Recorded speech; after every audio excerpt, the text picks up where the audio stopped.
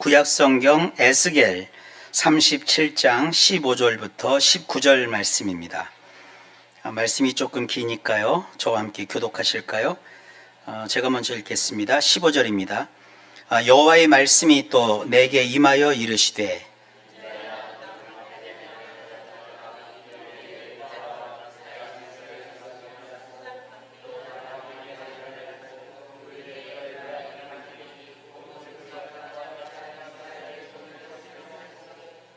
그 막대기들을 서로 합하여 하나가 되게 하라.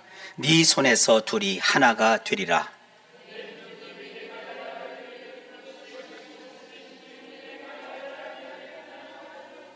너는 곧 함께 읽습니다. 너는 곧 이르기를 주 여호와께서 이같이 말씀하시기를 내가 에브라임의 손에 있는 바 요셉과 그 짝 이스라엘 지파들의 막대기를 가져다가 유다의 막대기에 붙여서 한 막대기가 되게 한즉 내 손에서 하나가 되리라 하셨다 하고. 아멘. 기도합니다. 주님, 우리에게 이 시간 말씀하옵소서. 예수님 이름으로 기도하옵나이다. 아멘. 저는 올해 들어서 인생에 대해서 좀 이야기해보고 싶어가지고 기획 설교를 준비했습니다. 벌써 오늘이 네 번째 설교 마지막 시간인데요. 지난 세 번에 걸쳐서 우리는 12지파에서 벌어진 일을 거울 삼아 어차피 내가 살아갈 인생, 피할 수 없는 이 세상 살이, 이 세상을 살아내야 되는 우리의 마음속에 자리하고 있는 모습을 살펴봤습니다. 첫 번째 시간에는요, 살다 보면 다른 사람들과 충돌하는 지점이 발생하는데 그때 서로 틀린 것이 아니라 너와 나는 다른 것이라고 봐야 한다고 말씀을 드렸어요. 그러면서 다른 것은 나름 좋은 것이고 때로 다르기 때문에 상호 보완 관계에 있으니까 이것은 마치 다채로운 색을 가진 무지개처럼 아름다울 수 있다 하는 가능성을 보라고 말씀을 드렸어요. 그리고 두 번째 시간에는 주도권 다툼이 치열한 이 세상살이에서 상대방이 뭔가 내 뜻대로 내 마음에 들도록 개과천선하기를 기다리면서 낙심하거나 지치거나 힘들어하기보다는 먼저 하나님께 기도하면서 주님, 나의 마음의 폭을 좀 넓혀 주십시오. 이래서 하나님 앞에서 좀 내 마음을 넓게 해달라고 하는 것이 더 지혜롭다라는 사실을 살폈습니다. 그리고 세 번째 시간에는요, 감정이 닫혀서 사람 사이에 손절하여 관계부터 끊어서 서로 분열하게 되면 자기 합리화 속에 스스로 고립되어 오히려 나 혼자만 손해를 볼 수 있다는 사실을 한번 짚어드렸습니다. 세상은 흔히 이렇게 말하죠. 한번 깨진 그릇은 다시 붙일 수 없다. 이미 등을 돌린 관계는 회복될 수 없다. 물론 한편에서는 맞지만 다른 한편에서는 그것은 진리의 말씀은 아닙니다. 실제로 이스라엘의 역사는 비참했습니다.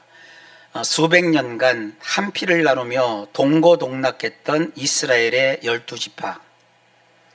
가만히 세마여 따져보면 함께 동고동락했던 세월이 장장 900년이 넘어요. 1000년 정도 서로가 한 조상을 모신 형제처럼 지내다가 한낱 자존심 싸움 때문에 그동안 골맞던 상처가 일시에 터져버려요. 그래서 결국 이스라엘이 남과 북으로 쪼개집니다. 그런 다음에는 서로가 서로에게 칼을 겨누는 원수지간이 돼버리고 말아요. 안타깝게도 그들은 역사 속에서 다시는 하나가 되지 못했습니다. 북왕국은 진작에 아수르 제국에 의해서 멸망을 당합니다. 그래서 북쪽의 10지파가 사라져버려요. 그리고 약 200년 뒤에 남왕국마저 바벨론에 의해 초토화되고 모조리 바벨론으로 포로가 돼서 끌려가는 바벨론 유수가 발생합니다. 정말 끔찍한 일이죠. 우리는 이스라엘 그러면 굉장히 믿음이 좋은 민족이고 하나님이 함께 하시기 때문에 특별한 것 같지만 결국 그들은 민족 자체가 다 흩어져 버려요. 고향도 없어요. 다 뺏겨버렸어요. 아무도 살지 않는 빈터, 빈 땅이 돼버리고 말고, 그리고 이방인들, 외지 사람들이 와서 그 땅을 다 차지하고 점령해버렸어요. 에스겔 선지자가 등장을 합니다. 이 에스겔 선지자가 활동하던 시기는 남과 북이 이미 다 멸망하여 아수르로 또 온 세상으로 흩어지고, 또 나머지 무리들은 바벨론으로 죄다 포로로 끌려와 만국의 한을 품고 살다가 괴로우면서 아파하면서 고달파하면서 지내는 그런 때였습니다. 이미 그들의 고국은 사라졌고 설령 어찌어찌 해서 돌아간다고 해도 돌 위에 돌 하나 남지 않고 황폐하게 변해버린 절망의 땅, 그것이 이스라엘이고 그들의 수도였던 예루살렘이었습니다. 인간의 노력과 의지로는 남과 북을 원상복구할 능력도 가능성도 전무한 상태입니다. 성경은 그런 상태를 가리켜 두 개의 바짝 마른 막대기라고 표현을 합니다. 근데 하나님께서는요, 에스겔 선지자를 통해서 놀라운 반전이 있을 것이라고 예언을 하십니다. 그것이 오늘 저와 여러분이 함께 읽은 본문의 내용입니다. 인간의 손을 떠난 그 마른 막대기들이 하나님의 손 안에서 기적적으로 회복이 되고 마침내 다시 하나가 되는 날이 결국은 도래할 것이라는 예언입니다. 이 예언의 깊은 의미를 이해하기 위해서 우리는 먼저 이스라엘 민족이 형성되기 시작했던 초기의 장면부터 한번 들여다봐야 합니다. 창세기 48장을 보면 애굽이라는 나라에 종으로 팔려가서 크게 성공한 요셉과 요셉이 낳은 두 자녀의 이야기가 거기 나와요. 임종을 앞둔 이스라엘의 원조 야곱이 애굽에 들어가서 거기서 이제 삽니다. 그때 요셉이 자기의 두 아들, 큰아들 므낫세와 작은아들 에브라임을 데리고 야곱에게 와요. 눈이 어두워진 야곱이 손주들을 품에 안고 입을 맞추는 장면이 나옵니다. 이 장면은 참으로 아름다운 내리사랑의 현장입니다. 그런데 축복의 순간 야곱의 팔이 이렇게 양옆으로 어긋나요. 그래서 이스라엘 사람들은 오른손으로 축복할 때가 이게 큰 의미가 있는 거거든요. 오른손이 특별한 의미는 없는 거예요, 사실은. 근데 그 당시의 문화가 그래요. 근데 그 오른손을 장자인 므낫세에게 올린 게 아니라 차자인 에브라임의 머리에 올려놔요. 그러자 요셉이 나서서 아버지, 순서가 틀렸습니다. 그게 아니에요. 그러니까 야곱이 나도 안다. 그래서 그대로 하려던 축복을 이어가요. 그래서 차자가 먼저 축복을 받고 장자가 나중에 축복을 받는 이런 순서가 바뀌는 일이 발생을 해요. 이게 무엇을 의미합니까? 차자인 에브라임이 그 형 므낫세보다 잘나서 그런 것은 아닙니다. 그에게 어떤 자격이 있어서도 아닙니다. 이것은 전적으로 하나님이 하신 하나님의 주권이고, 그리고 후대에 우리가 상징적으로 알고 있는 자격이 없는 자에게 주어지는 할아버지의 그 은혜로운 선물, 전적인 은혜였습니다. 거기까지는 괜찮아요. 근데 문제가 그 다음부터입니다. 에브라임 후손들은 이 사건을 어떻게 받아들였을까요? 우리는 자격이 없는데 하나님이 은혜로 우리 지파를 장자로 선택하신 것이다.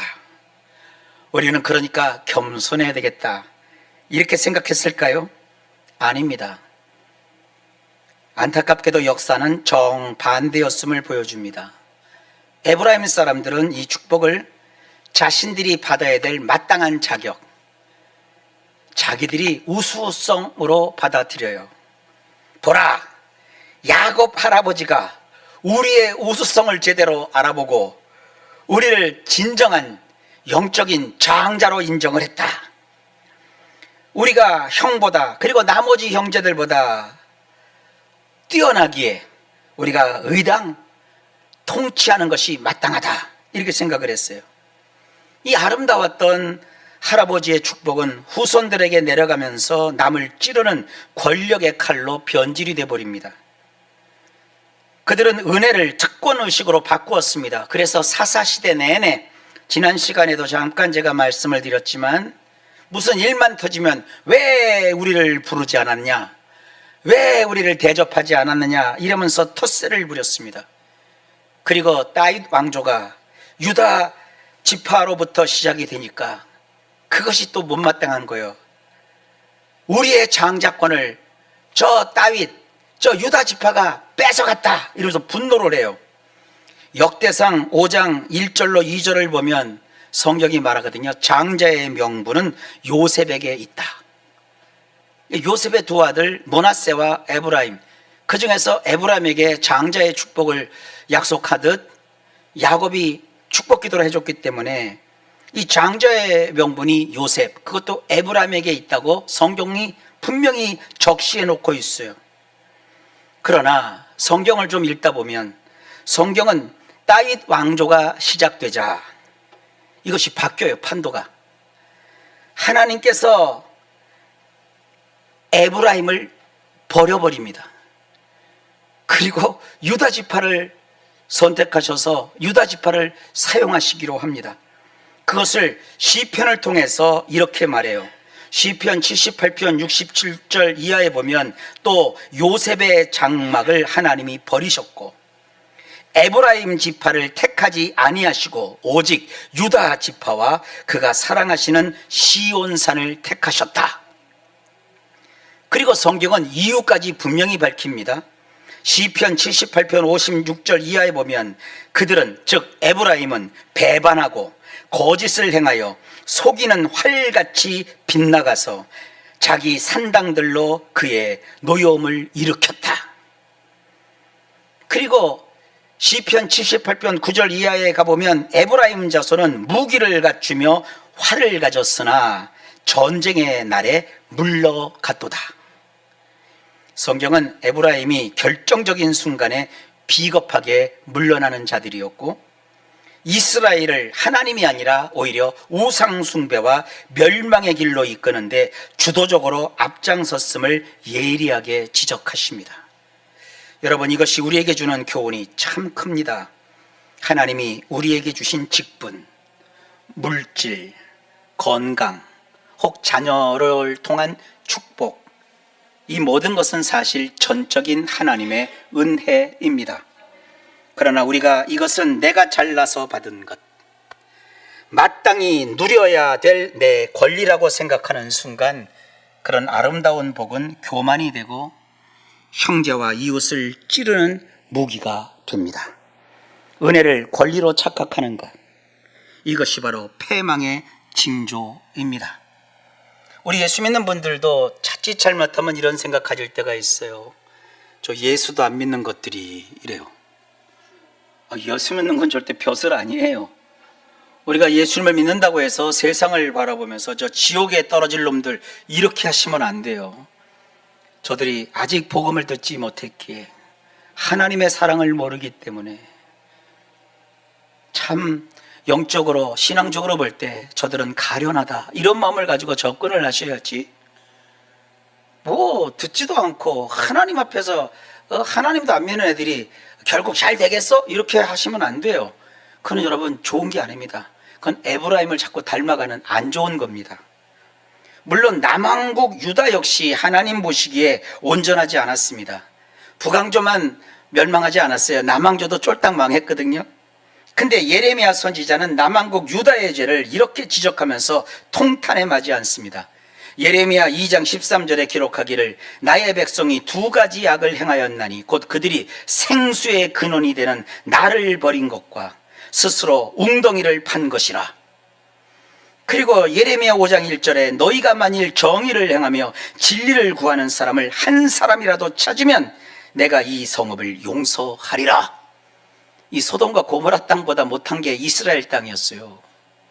소돔과 고모라 땅에는 하나님의 의인 몇 명만 있어도 내가 그 땅을 멸망시키지 않겠다 해서 의인의 숫자를 여러 명을 얘기하셨어요. 근데 예루살렘에 대해서는 한 명만이라도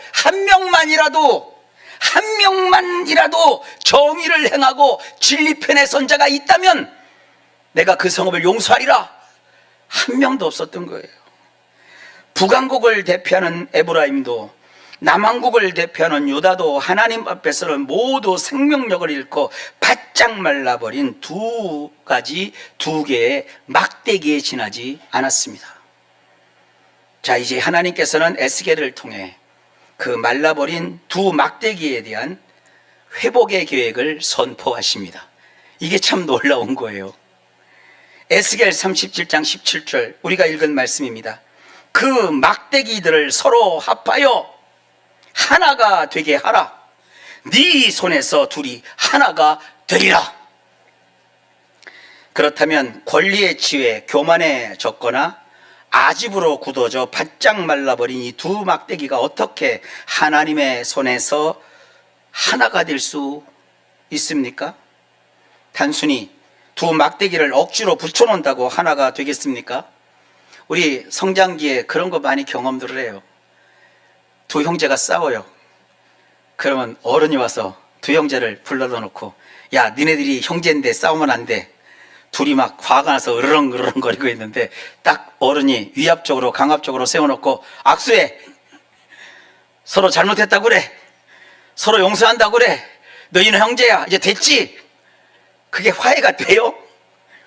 부모 앞에서는 될지 모르지만 그는 안 돼요. 하나님은 북왕조와 남왕조의 그 두 말라 비틀어진 막대기를 갖다가 못질을 해서 그냥 하나로 만들어지겠다, 그런 뜻이 아니에요. 자, 그렇다면 이 두 막대기가 어떻게 하나가 되는 일이 벌어질까요? 바울이 고린도서 5장에서 이렇게 그 비법을 우리에게 알려주고 있습니다. 고린도서 5장 18절입니다. 그가 그리스도로 말미암아 우리를 자기와 화목하게 하시고, 그리스도로 말미암아 둘을 화목시키는 게 아니라 하나님이 예수 그리스도로 말미암아 우리 자신부터 먼저 하나님과 화목하게 만드신대요. 중요한 것은 나와 너, 그와 그녀가 화목하는 것이 아니라 먼저 나와 하나님이 화목하는 거예요. 여기서 화목하다라고 번역한 이 단어는 헬라어 원어로 보면 카탈라소라는 단어인데 이게 두 단어가 합성된 단어예요. 알로스라는 말과 카탈이라는 말이 합친 거거든요. 알로스는 다르다 이런 뜻이에요. 카탈이라는 것은 교환하다, 바꾸다 이런 뜻이에요. 그러니까 화목이라는 것이 뭐냐 하면 완전히 적대적 관계를 다른 관계로 맞바꿔버리는 거예요.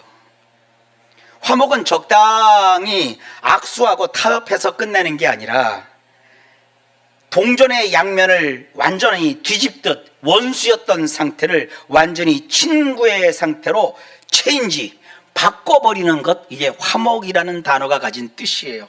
이게 어떻게 가능하냐? 바울은 이것은 그리스도로 말미암아 가능한 일이라고 설명하고 있어요. 십자가 위에서 예수님이 하신 일이 뭐냐? 거룩한 교환을 이루신 거예요. 예수님은 우리의 죄와 저주를 십자가에서 가져가시고 그 대신에 예수님이 가지신 의와 생명을 우리에게 주셨어요. 이게 얼마나 형평에 안 맞는 교환입니까? 근데 주님은 그걸 하시는 거예요. 그 더럽고 추악한 우리의 죄와 저주를 주님이 가져가시고 그 자리에 주님이 가지신 의와 생명을 넣어서 맞교환을 시켜버리셨어요. 이 위대한 맞교환이 일어났기 때문에 그 십자가에서 하나님과 먼저 우리 사이에 적대감이 청산되고 완전히 새로운 관계가 열린 것이라고 성경이 말합니다. 고린도서 5장 17절 그런즉 누구든지 그리스도 안에 있으면 새로운 피조물이라. 지금껏 살아오면서 상처받고 피해받아서 너무너무 고통스러웠던 자라도 온통 마음에 막 분함과 억울함과 막 억장이 무너지는 일이 가득하고, 네가 내 속을 몰라서 그렇지 내 속을 들여다봐라, 성한 것이 하나도 없다. 이 사람이 십자가에서 못 박혀 피 흘려 죽으신 주님을 만나면 그런 나를 주님이 그 부정적인 것을 다 가져가시고 주님 안에 있는 하늘의 영광과 주님이 가지신 그 평안과 주님이 가지신 사랑과 은혜로 맞바꿔서 내 안에 가득하게 하시는 거예요. 그래서 누구든지 어떤 사람이든지 어떤 인생을 살아왔든지 십자가 앞에서 예수님을 만나면 그리스도 안에서는 완전히 달라진 새로운 피조물이라고 성경이 말하고 있습니다. 이런 거룩한 교환을, 이 거룩한 화목을 통과한 사람, 이제 그 사람은 더는 옛 사람이 아니라 새 사람입니다. 이 말씀을 좀 더 쉽게 예를 들면 이런 겁니다. 900년 동안 묵었던 에브라임이 가진 원한이 십자가 위에서 예수님과 맞교환이 되어 그 원한이 다 죽어버린 것이 되었어요. 내가 옳다던 유다의 고집도 십자가에서 예수님과 교환이 되어 죽어버렸어요. 그래서 그 자리에 예수님이 남고 그 원한도 그 고집도 다 사라져버리고 주님이 가신 그 사랑, 주님이 가신 그 은혜, 주님이 가신 그 친절, 주님이 가신 그 자비여로움, 주님이 가신 그 부근함, 그것이 십자가에서 우리에게 남는 것이었어요. 원한도 고집도 십자가에서 다 사라져버리고 없어져버리고 십자가 앞에는 오직 용서받은 새로운 존재만 남아있게 되었다는 것입니다. 이게 십자가가 가지는 은혜고 십자가에서 나타나는 하나님의 능력이고 예수님 보혈이 우리에게 작용하는 보혈의 공로입니다. 그래서 우리는 십자가로 말미암아 서로 하나가 될 수 있는 거예요.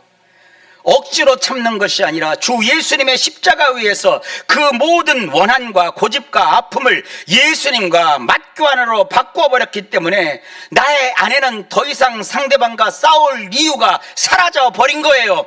그래서 모든 것이 새로워졌고 원수라도 십자가 위에서 서로 화목할 수 있는 길이 열린 거예요. 그럼 이제 상대방이 문제잖아요. 고린도후서 5장 19절에서 한 걸음 더 나아가 성경이 이렇게 말합니다. 화목하게 하는 말씀으로, 화목하게 하는 그 말씀을 하나님이 우리에게 부탁하셨느니라. 이것이 결론이에요. 하나님은 우리에게 화목하게 하는 직분을 대신 맡기셨어요. 우리는 세상에 파송된 어쩌면 거룩한 환전상들입니다. 주 예수님이 달려주신 그 십자가 앞에서 화목하게 하는 직분을 행하는 거룩한 환전상입니다.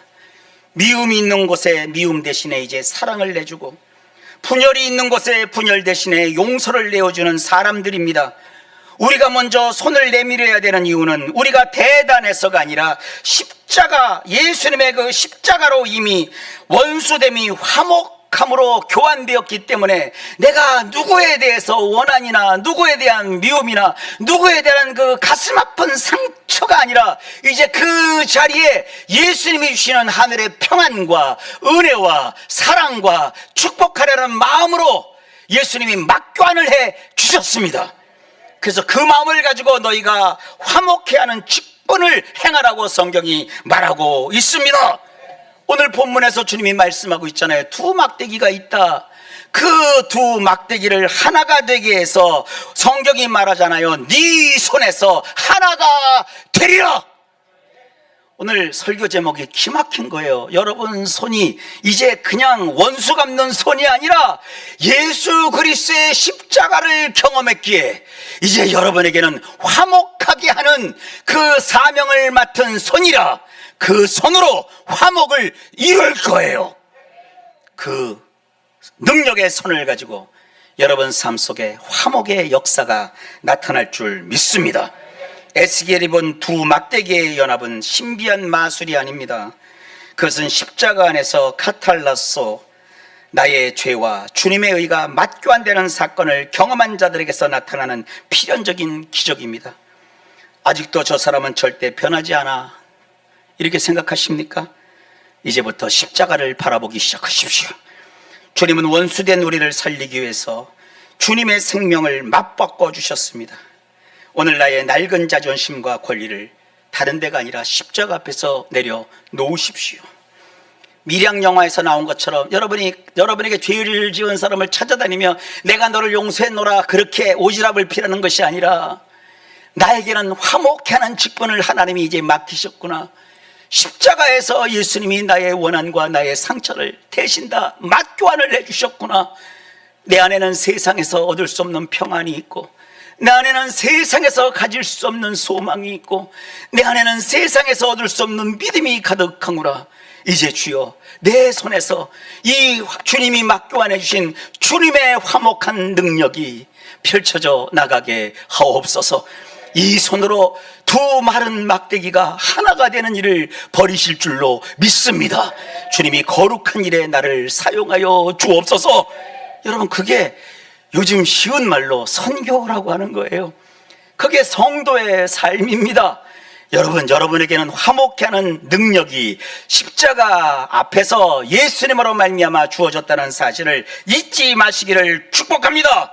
주님, 십자가의 거룩한 교환으로 벌써 나를 새롭게 하셨으니 이제 나를 통해 나의 가정과 나의 교회가 화목하게 되는 그런 역사가 일어나게 하옵소서. 기억하십시오. 내 손에서 하나가 되리라. 하나님의 손에 붙들림 받아 갈라진 틈을 메우고 마른 뼈들을 살리는 위대한 화해자로 살아가시기를 예수님의 이름으로 축원합니다. 기도합시다. 하나님 아버지, 정말 어렵고 힘든 세상인데 서로가 원수를 맺고 서로가 서로를 향해서 공격을 하고 서로가 서로를 질시를 하고 상처를 내면 어떤 누가 살아남을 수 있겠나이까? 그런데 주님, 십자가를 통해서 화목을 먼저 우리가 하나님과 이루었기에 우리에게는 화목시킬 수 있는 능력과 직분이 주어진 것을 오늘 말씀을 통해 깨닫게 하신 것 감사합니다.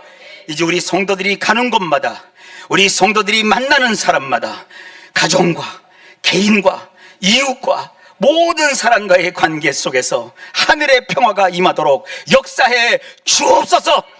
그래서 이루어지지 않았던 거래도 이루어지게 하시고 일도 성사되게 하시고 원수마저도 다 저들을 돕는 자로 돌아서게 하여 주셔서 우리 성도들이 가는 곳곳마다 주여 평화의 놀라운 기적이 일어나게 하여 주옵소서. 우리 모두를 평화의 사도로 불러주셨사오니 이 직분 감당하도록 복을 내려 주옵소서. 가정에서부터 이 놀라운 평화의 화목의 일들이 일어나게 하옵소서. 예수님 이름으로 간절히 기도하옵나이다. 아멘.